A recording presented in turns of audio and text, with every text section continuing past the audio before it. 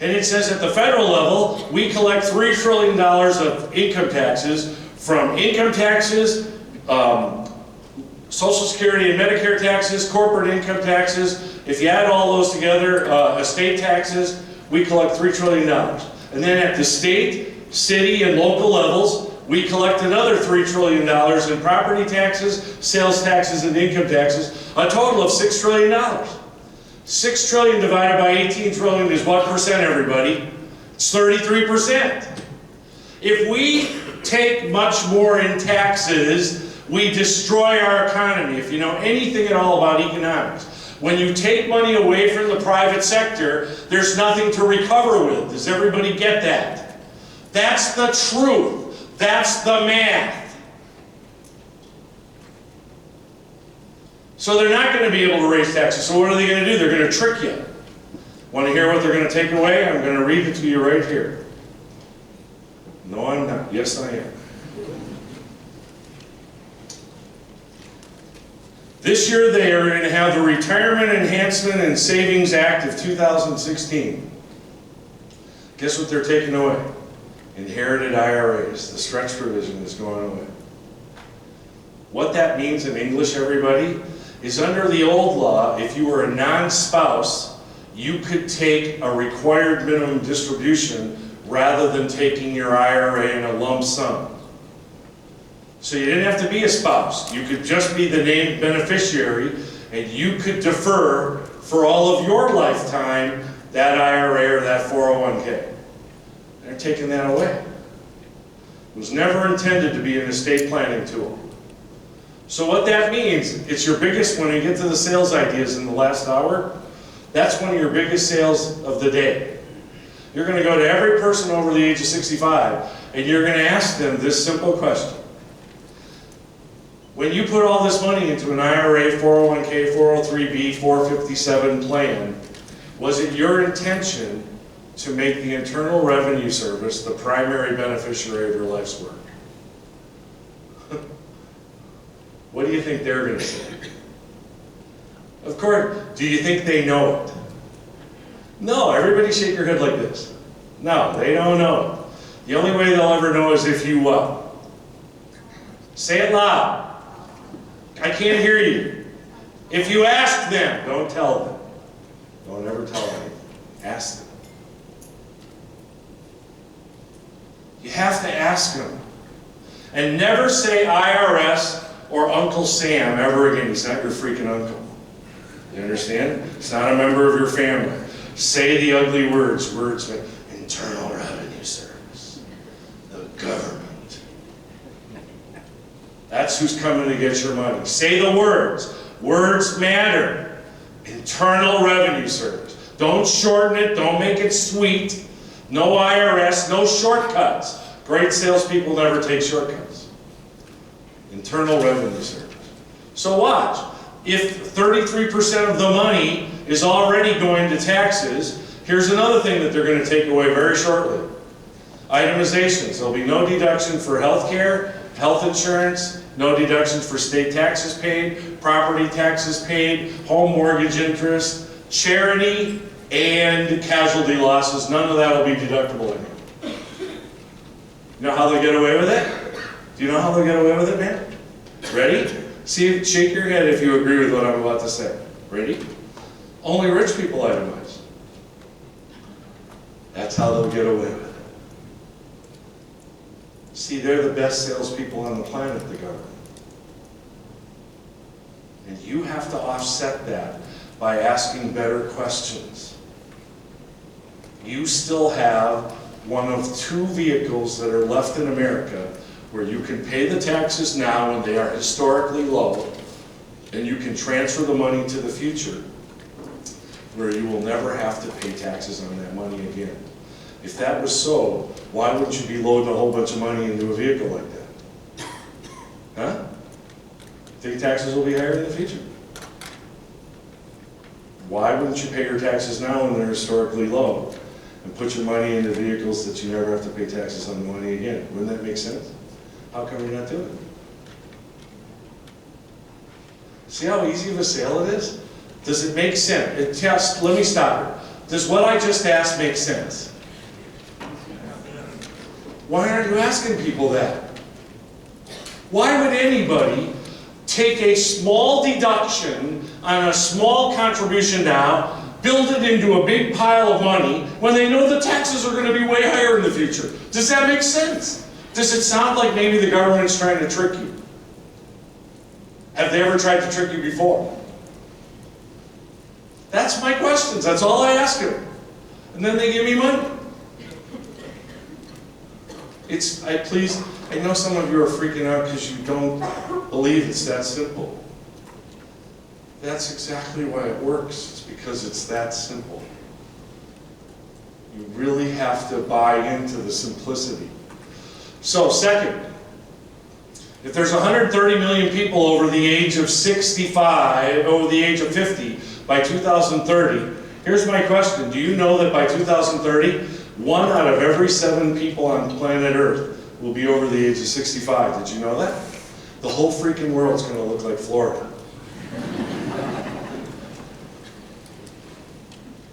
Where do we get the money to take care of all those little people? And are they dying quicker or are they living long?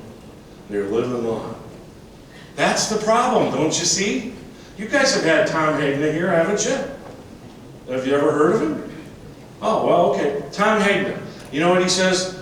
One of the greatest risks of all time is longevity, and that it's actually a risk multiplier. And the question is easy. If you retire at 65 and you die at 70, are we going to have any problems planning your retirement? Probably not. If you retire at 65 and you live to 95, doesn't that open up a whole set of other challenges? So what if you retire at 65 and you run out of money at 72? Would that be a good thing for you? What do you want to do about that? I don't know. What if there was a way to guarantee that you'd never run out of income? When would you want to know about it, before or after you retire? So what are you going to do? From who? Now, do you understand what I did? I did that on purpose. He kept not asking me for, I don't offer any help to anybody until they ask me. Because if you offer a policy too soon, you're a salesperson. If you wait till they ask you to help, you're an advocate, you're an advisor, you're a counselor. Keep asking them until they say, well, what do you recommend? What do you think I should do? Now they've asked you for help, haven't they? Now you're not selling them, you're complying with what they asked you to do, you're helping them. Now, do you know how easy that would be for a State Farm agent? They already have 3 of the 4 biggest things that they own in their life. Their automobile, their home, and their business is already insured with you. How much more difficult would it be to ask them about their life? Not very difficult. How come you're not doing that? You don't have to answer, it's rhetorical. But do you understand what I'm saying? It's that easy. If you learn just a few more questions, you can pile right on top of what you're already doing, and the customer will go, well, this guy's already taking care of everything, this woman's already taking care of everything. Gosh, I should put everything with them. You know what it'll also do? It'll enhance your book. Because what will happen is if they're paying you life insurance premiums, and they're putting money every year into an annuity, they consider all of that premiums. And so if they get a small increase on their car insurance, as a percentage of everything they're paying to you, it's going to seem like nothing, isn't it? So then they're never going to complain. One final thing, and I forgot to tell you this. People do not buy property and casualty to save $100 or $200 a year. I step on the get-go. Do you understand? That's not why they buy this stuff.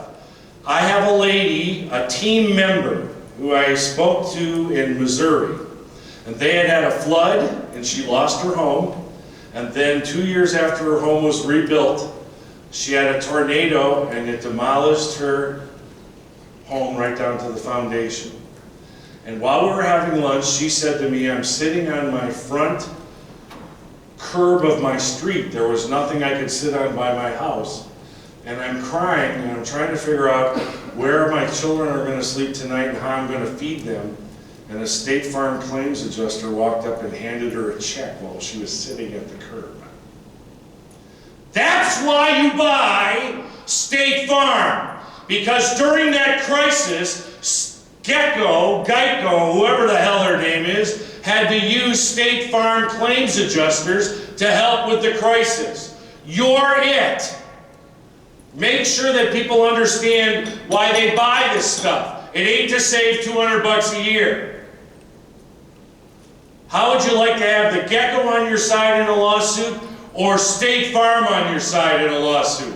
You buy as much freaking liability. Every company that I'm with, that I have my PNC with, and I won't tell you who that's through, I actually sold it to myself. But I have millions of dollars of umbrella coverage. Do you know why? Not because I'm never going to need it, but because the company that I have the umbrella coverage is going to kill anybody that tries to sue me. How many of your customers do you think know that?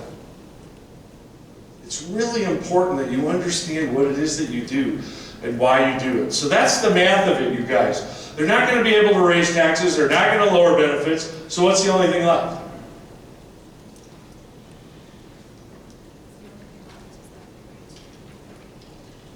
Remember I told you, they're going to pay all the benefits. They're going to pay Social Security, they're going to pay Medicare, they're going to pay Medicaid. Where are they going to get the money? Huh? Yeah. Can't raise taxes, can't lower benefits. Where are they going to get the money? Do you have an idea? Do you have an idea? This is so simple. Wait till I say it. You're all going to be mad. Do you have an idea? Where are we going to get the money? Say a different word. You're close, but most people don't understand what that is. Say it in a way they can understand it. Simplify it. No, who can we borrow from? The whole rest of the world's in debt up to their eyeballs. Say that loud. Stand up and say it. Shout it. They're going to print more. Say that's not loud. Stand up. Print more. They're going to print the money. You got to know this. It's what they're going to do. It's the only way they can provide the benefits. And printing money creates inflation eventually. The only reason we don't have inflation so far is because they didn't put the money in the economy. They printed the money and then threw it in a hole in the backyard. What they did do over the past 7 years is they went enormously into debt. Enormous debt. See page 2. According to our friend Richard Duncan's latest estimate over at MacroWatch, world debt has climbed to $300 trillion. That is up from roughly $200 trillion before the 2008 financial crisis. In the world's 5 major economies, it has doubled since 2002. So the reason we got past all of this mess that we just went through in 2007 and 8, did we fix it? Go like this. We printed a whole bunch of money and we went enormously into debt. What did I say debt signals the need for? Life insurance. It's the greatest time ever to sell life insurance. You can buy $1 with pennies. That's the exciting thing. It's leverage. Write that word down. You've got to know the word leverage. Leverage is the great equalizer.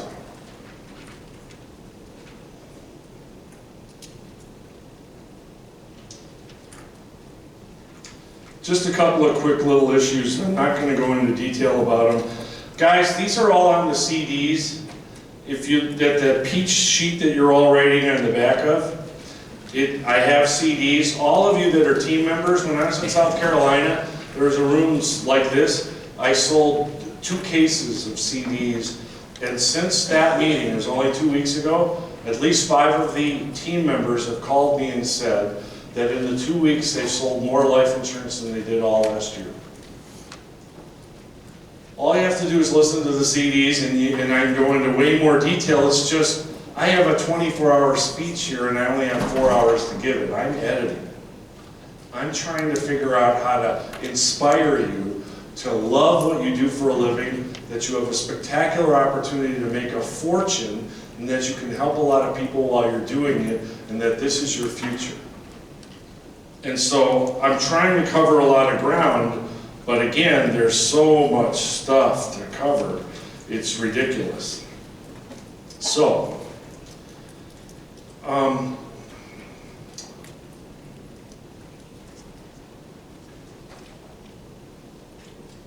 Student loans, $1.3 trillion of debt. We're going to default on almost $1 trillion of it. When we default on $1 trillion of student debt, I have a question for you. Who pays?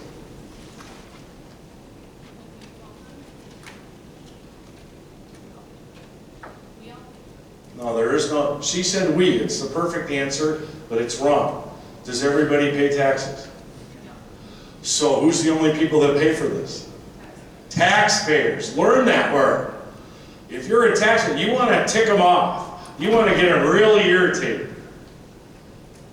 You understand? If the world, if 80% of the United States doesn't have any money and 20% do, when the government needs more money in the future for Social Security, Medicare, Medicaid, all of that, will they go after the 80% who don't have any money or the 20% who do? So are you going to let them? No. Well, what are you going to do to make sure that they don't come after your money, that your family gets your money rather than all these people who didn't do what you did? You think that's what they're going to say? I know, but is that what they're going to say? So then are you going to leave it like that? What are you going to do? See, she finally asked. That's the point. It's the simple, logical, it's having a great conversation with somebody about something that matters. That's all this is. Junk bonds. 80% of the junk bonds in the United States are in the oil industry. In the shale oil, sand oil, all of that. 80%, they're almost all going to default. They need $80 to $100 a barrel oil. We're at $55 a barrel. And we actually have an oversupply of oil because everybody's lying. They're actually getting more oil out of the ground than they're saying they are. So we're going to have an overabundance of oil. Oil probably going to go back below $50 a barrel. Auto loans. Do you know 80% of all the loans General Motors has made are subprime or super subprime, meaning people don't even have a credit rating. They're going to be throwing those keys back as fast as they threw back the keys to houses. You're going to see one of the greatest crashes. We're going to have to bail out General Motors, Ford, and Chrysler again. Again. They're all going under. All of them. 478 of the 500 S&P 500 companies use non-GAAP accounting to report their earnings. They're all lying through their teeth. They're over-reporting their earnings by 40 to 80%. Only 22 of the companies use GAAP accounting, which stands for Generally Accepted Accounting Principles. Only 22 out of 500. The SEC just issued a ruling. It says by later this year, every company in the S&P now has to report their earnings by using GAAP accounting. What do you think is about to happen to the stock market when they have to report their real earnings? Going to go up or going to go down? It's okay, you can guess. It'll go down because they're lying about their earnings.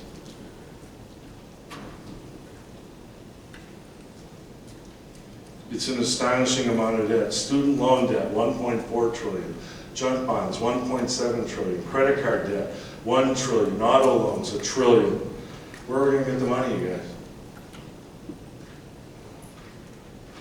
This is Weiss Research. Anybody who's been in the business for a while knows they've been around since the early 1900s. He says, let me cut to the chase. The global financial markets, entire economies, even political systems and philosophies will soon start spiraling out of control. So don't kid yourself, the relative calm in the markets of late is a freak occurrence. You're about to see plenty of action. We will hit the back wall of the financial hurricane that started in 2008.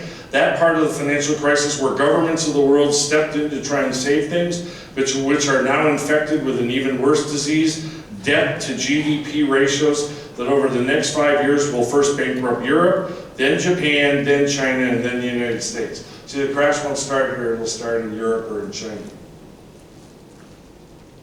Want to hear something amazing? If you have all your money in cash value life insurance or an annuity with State Farm, you don't lose anything when this crash happens. And let me ask you something, what's the best time to invest in the market? When it's high or when it's low? When's that going to be exactly? Isn't that why everybody screws up? So what if there was actually a way to wait until it got to the bottom and then we have to wait for one more sentence? Here's the sentence. We're the government and we gotta fix this, we better stimulate the economy. Wouldn't that be a great time to put a whole bunch of money into the market? What if you could go into your life insurance policy and temporarily remove a good portion of it? And the key word is temporarily. Put it in the market, make a whole bunch of money, pay the loan back. Then I ask my clients all the time, you're gonna see it later, with all that gain that we made, what should we do? And they look me right in the face and say, well, should we get another one of these policies? Wouldn't that be fun? How long did it take to make that sale? A minute? That's how long. Here's another thing. You guys, how many, I asked you before and I never got the answer. I'm an analytical. How many in here will admit to being an analytical person? Raise your hands. Raise it high so I can see it. Take a gun and kill that part of you right now. Never show a client that you're analytical again. Be analytical behind the scenes, but never in front of them. It's not about showing them how much you know, it's about showing them how much they know. And you can only do that with questions. Here's the thing. A lot of agents think if they can show a customer and make them understand, they'll buy more. That's a lie. That's one of the lies of the insurance industry.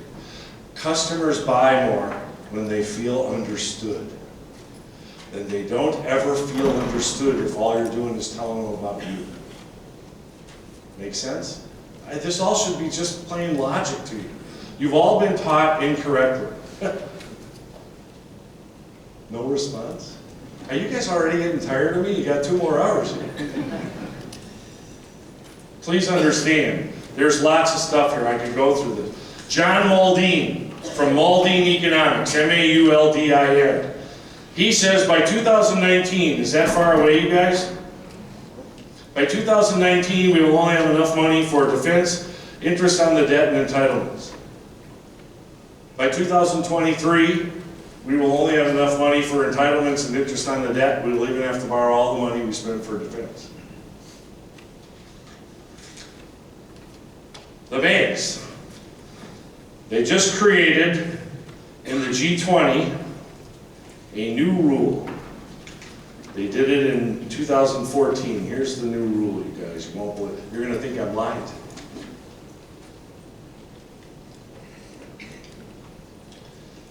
If your too big to fail bank is failing because they can't pay off derivative bets they made, and the government refuses to bail them out, under a mandate titled Adequacy of Loss Absorbing Capacity of Global Systematically Important Banks in Resolution, approved November 16, 2014 by the G20, and already has been used 3 times since, the bank can take unsecured assets of the bank and immediately convert it to bank stock. Is bank stock covered under FDIC insurance? It is not. What is the #1 unsecured asset of a bank? The deposits. That doesn't freak you guys out? That's already happened in Greece, in Sicily. It's already happened 3 times. You're not protected by FDIC. All of that stuff is a lie, all of it. They're already saying they're not going to bail out the banks. Then, in 2016, they created another rule. Look at this. In 2016, investment or institutional money markets will be able to break the buck.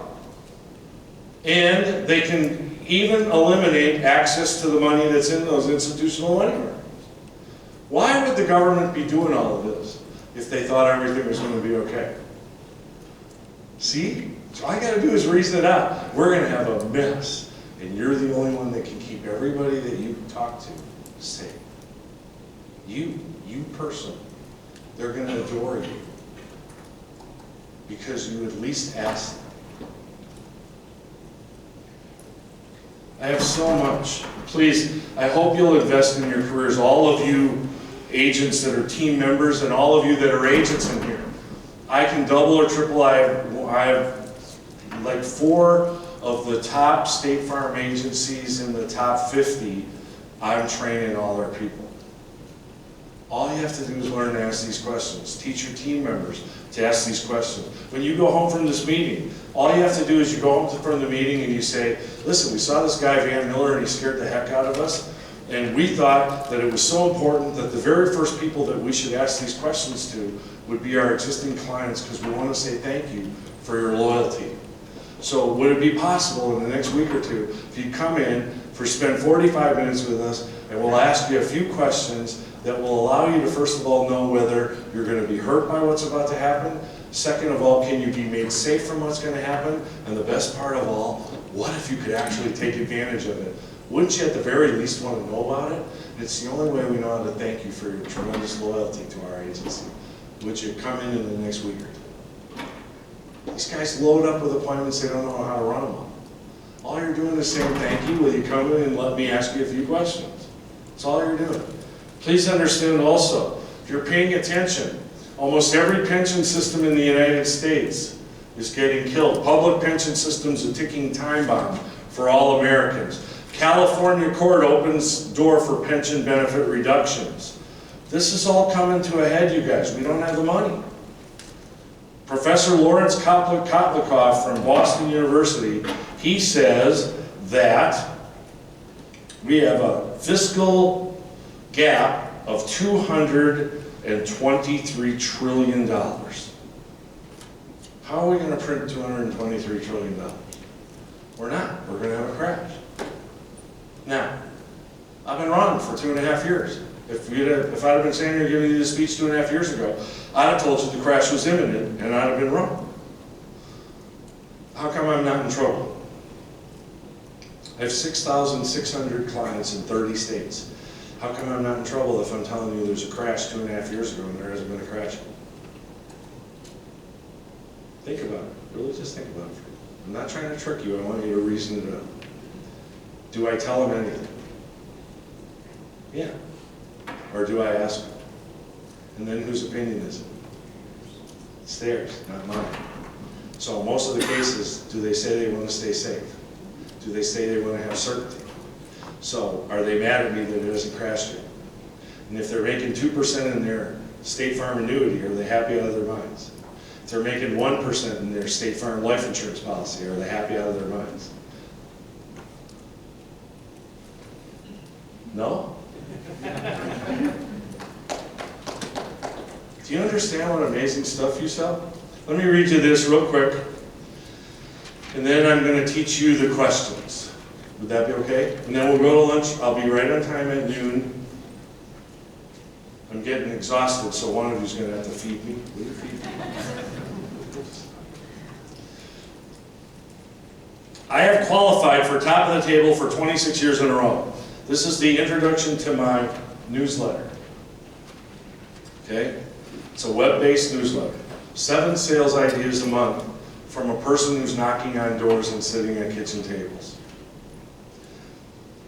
I have spoken at every important venue in the insurance and financial service industry. I have this monthly newsletter that I work on diligently every month in and month out. To prepare for this newsletter, I read 14 newspapers per day. I subscribe to and read over 250 periodicals per month.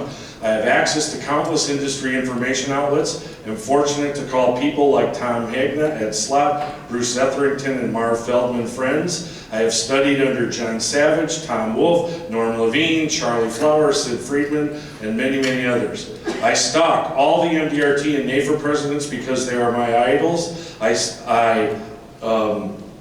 study them and I learn from them and aspire to their greatness. I have over 35 Google alerts I receive daily. I am not telling you this to brag. I have nothing to brag about, you will understand shortly. I tell you all this because I want you to know and understand how prepared I am.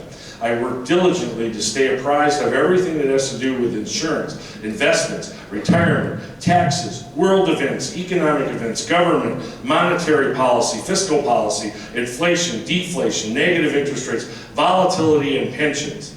This is, by the way, only a short list. I am not just friends with Ed Slott and Tom Hagna. I study their ideas and concepts vigorously. I also study Harry Dent, Porter Stansberry, Martin Weiss, John Muldean, Bill Bonner, Dave Stockman, just to name a few. I subscribe to and read and listen to everything and everyone who has ideas and information that pertain to what I do for a living. I study, I practice, I work as hard as I can to prepare for economic events that I believe will require all my skills to be of the best assistance to my prospects and clients. Now, this introduction is about to take an unusual turn. Our prospects and clients do not want to understand all this marvelous information we share with them. They don't care.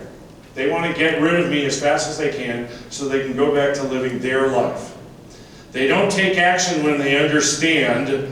They take action when they feel understood. I had two very interesting occurrences in 1 week with two separate clients who had been with me for more than 25 years and were friends. They asked me to stop by and visit with them. I have reviewed their situation with them regularly and felt they had a good understanding of what was happening with their insurance, finances, and retirement.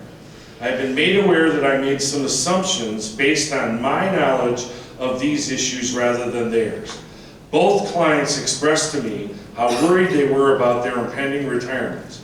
They expressed worry to me that I failed to realize they felt. This is extremely important. They were not upset with me. They actually even apologized to me. They didn't want me to think I had done anything wrong. They did want me to realize they felt more dismayed than I had understood by current events not only in our country but worldwide.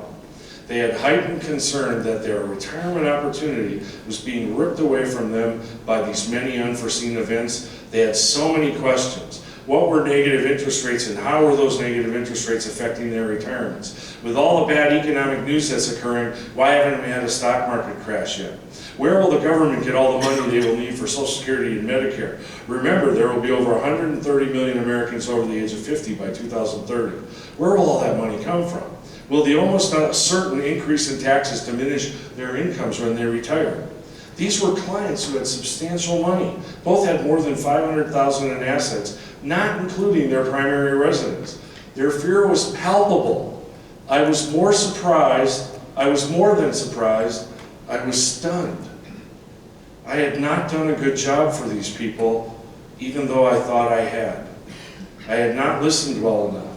I had not asked more about what I thought they should consider, or wait, let me say that again. I had asked more about what I thought they should consider rather than what they needed to understand to feel financially safe. I had not reassured them as well as I should have. I was doing a good job for them. They just didn't know it because I hadn't explained it as well as I had thought. I immediately called many of my top clients and shared the story of these two clients. Overwhelmingly, they agreed with the contentions of these two clients. I received an additional benefit. Surprisingly, they appreciated my call and my concern for their welfare. Is the information I'm sharing with you really about me?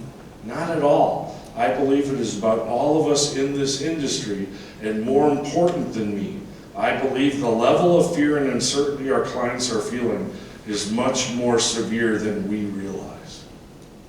Now, why did I tell you that? Because everybody stands up here and introduces me and tells you I'm some kind of great insurance agent, and yet I was failing my clients miserably because I was showing off about how much I knew rather than how much they knew. They were worried. I really need for you to understand that. I'm still a work in progress. I'm still learning how to do this every single day, and I love that. That's what I want you to feel. I never want you to feel bad. I never want you to feel negative. I want you to aspire to growth every single day, that you'll get better and better, because, will you do me a favor? I'm going to ask you straight out, do you care about your clients? Absolutely. So don't you want to make sure that they feel confident and secure and certainty? And if we're not doing a good enough job of doing that, don't you think we should aspire to get better so we can do that? And wouldn't that make our careers spectacular? That's all I'm trying to say to you guys. I'm not any better than you. I'm not any worse than you. I am you.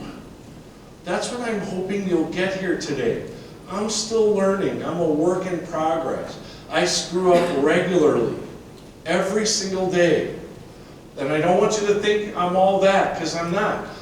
Please, I used to make a joke about it. You know, I used to tell everybody what a bum I was for the first 16 years in the business. I'm still a bum, I just sell a lot of insurance. if selling a lot of insurance doesn't make you better. It just means you're good at selling insurance. I'm a work in progress. The secret of happiness is not about what you get. It is about what you give. So, what do we need to learn here today, you guys? We need to learn to ask some great and powerful and amazing questions. I call them elevator talks or conversation starters. All the team members in here really pay attention to this, because please, one of the things I'm hoping that you'll understand from me is I will never lie to you, ever. My questions are the best in the business. Other top of the table agents come to me to learn these questions. However, could it be possible that my questions not might be perfect for you? It's possible, isn't it? So what I want you to do is, if they're not something that turns you on right away when you hear them, I want you to use them as a guide for asking your own questions, and when we get done, I'll show you how to create your own questions, okay? Everybody with me so far? This is the key part of the meeting. We're going to do this right up until lunch, and then for about 15 minutes after lunch, so it'll get you into the flow. Then I'll show you the sales presentation, and I'll give you a reason why the sales presentation is so important, because I have a question for you. I'm going to pick on somebody that I'm picked on. What's the attention span of an American? 15 seconds. 15 seconds. You know, he's actually very close. It was 13 seconds in the year 2000. They just did a study. It's 8 seconds. I have a surprise for you. The attention span of a goldfish is 9 seconds. Not kidding, I didn't make that up. That's part of the study. So when you want to give, were you one of the analytical people that raised your hand? So when you want to give your hour and 15-minute spectacular sales presentation, didn't they sleep through 95% of it? So do you ever want to do that again? You want to ask them great questions. That's what this is. Okay, that's why I'm telling you this. You want to ask them great questions. And you want to shorten your sales presentation down to 10 or 15 minutes, because that's all they need to determine what they need to do. Make sense?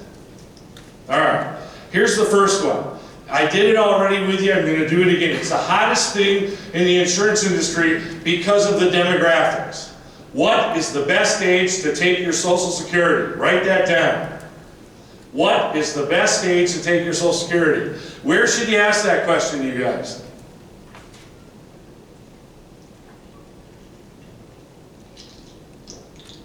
Where or when? Where and when? Early. Early, you said? Early, when you are talking. Give me some more answers. Where? A retirement seminar. Okay, that's okay.